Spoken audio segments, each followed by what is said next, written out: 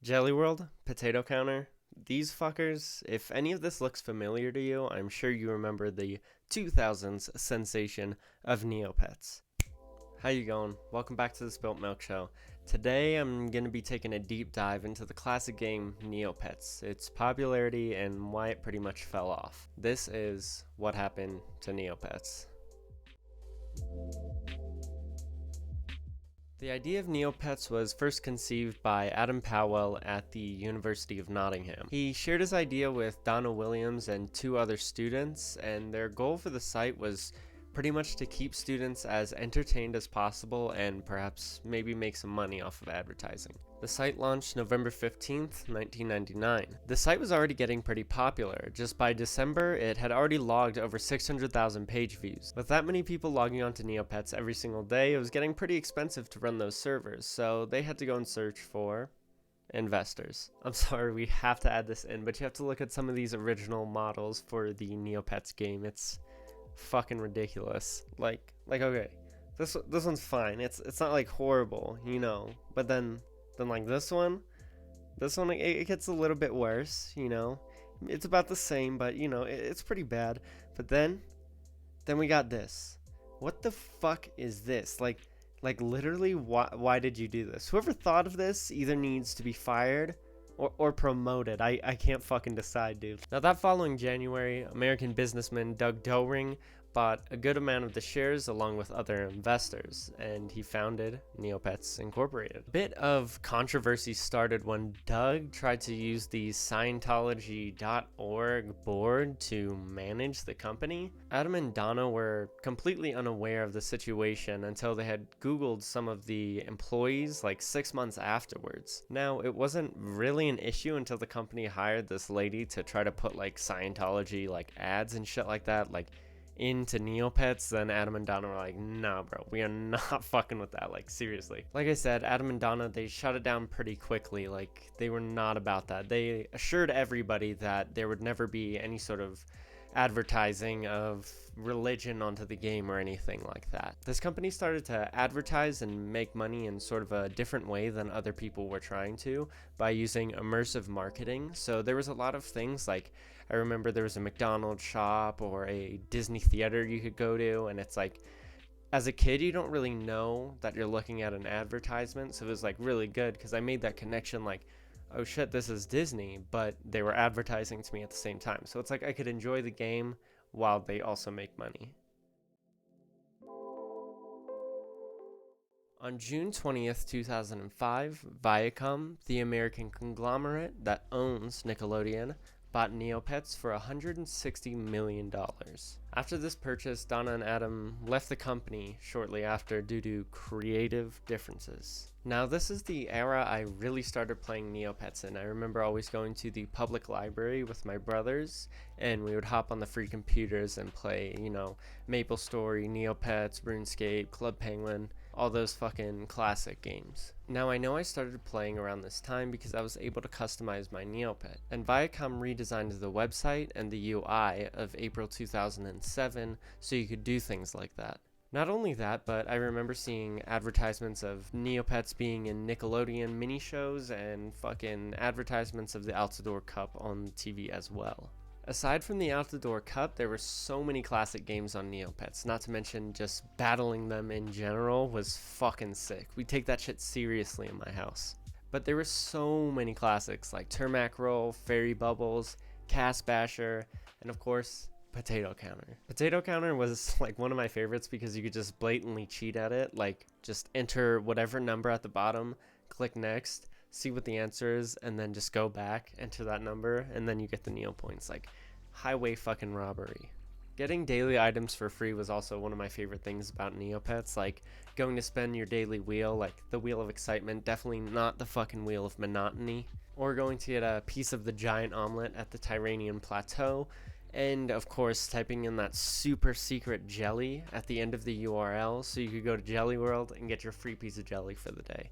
Like, one of my favorite things, seriously. Getting things for free was somewhat something of the past now because they started to introduce Neocash and the Neocash Mall. Now, it wasn't anything too crazy. You could exchange your real currency in real life, for Neocash, and then you can buy cosmetics and cool items for your Neopet to hold and stuff like that. Now, I'm not gonna lie, a lot of the stuff on there was pretty cool. They had a pretty big catalog of stuff, everything from a mermaid to a mobster outfit. You could find it on there. The catalog seemed to be endless for it, so it was kind of cool, and it wasn't necessarily required either. In July 2009, Neopets was the target of a cyber attack. Now, the hackers were mainly just looking for like credit card numbers from like the kids who had their parents' credit card numbers on their actual account, and they were trying to steal identities. So, not the best stuff in the world, but Viacom actually made an announcement that they were working on the breach that had happened, but on the Neopets newsletter on the website, it said it didn't happen at all. They were just completely denying it on the actual website. So they denied it like it was some sort of allegation, and they were like, oh, if something like that would have happened, then our security would have stopped it. And it's like, yeah, that's the fucking point of security, but sometimes it can get breached and bad shit can happen. Like, the fuck? Like, what do you mean? By June 2011, Neopets had logged over 1 trillion page visits. Now, to put that in perspective, that's about how many times I've banged your mom. Shout out to Dan Tavius for that joke. He's goated. In March 2014, yet another company acquired Neopets. Jumpstart Games, the company with many classics like Jumpstart Kindergarten, Jumpstart First Grade, and of course, the box office classic, Jumpstart Second Grade. Shortly after they acquired the company, many users started to point out glitches on the site and a lot of laggy connections. Around after a year they purchased Neopets, they fired almost every single previous Viacom employee, but Jumpstart did have a few things planned. Things like expanding the platform onto a mobile device and putting it onto Facebook for some reason. Now, from what I found, they didn't release an official Neopets app where you can play on the actual site. There is an app that's like Neopets themed where it's just like a shitty island game. But they did make a version of the site that was mobile compatible, so I mean, I guess that's kind of okay. In 2017, a Chinese games company, NetDragon, acquired Jumpstart, another company buying another fucking company. Nobody can get a goddamn break over here, man. Just stop buying shit, okay? With a lot of things happening and changing in the company of Neopets, a lot of things were changing at other companies as well, like the deletion of Adobe Flash, which is what all of the games on Neopets ran on. So Neopets had to start working on switching all of their games over to HTML5 based games. Can we get an RIP in the chat for Adobe Flash? It served us well. Now, it seems like after Jumpstart acquired the company, a lot of shit just started going really bad. Like in 2015, the chat filters stopped working in the forums board, so there was just like tons of inappropriate shit just like being said on there on a kid's game. On top of that, in 2017, it was reported that more than 70 million players got their information leaked. Now, it was mainly just like names and email addresses and dumb shit like that, but regardless, information got leaked and they got hacked, so not another good thing on Jumpstart's fucking book. Right when you think things could not get worse for Neopets, they announced their glorious idea of Neopets NFTs. Yeah. That's right, NFTs, the thing that your buddy Kyle told you about at that party to buy and invest all your money into. Now they're worth fucking jack shit. Yes, that NFT.